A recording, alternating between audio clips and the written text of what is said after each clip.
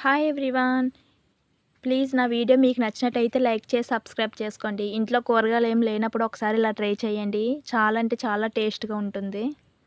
ముందుగా stove on చేసుకొని pan పెట్టుకొని 2 స్పూన్స్ ఆయిల్ వేసుకోవాలి. 1 ఆనియన్, 1 టమాటో, 2 పచ్చిమిర్చి, కొంచెం జీలకర్ర వేసుకొని బాగా ఫ్రై చేసుకోవాలి. అలా ఫ్రై అయ్యాక అల్లం వెల్లుల్లి పేస్ట్ వేసుకొని పచ్చివాసన పోయేంత వరకు వేపుకోవాలి.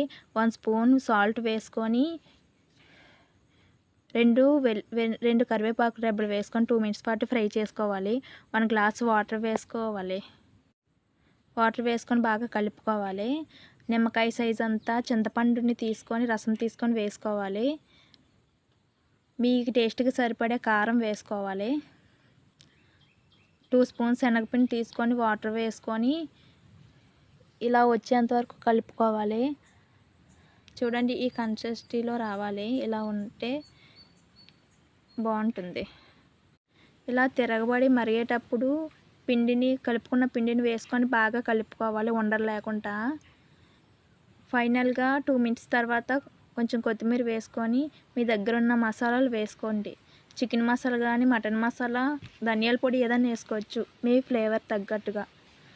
ఫైనల్గా వేడివేడి అన్నంలో వేసుకొని తింటే చాలా అంటే చాలా టేస్ట్గా ఉంటుంది.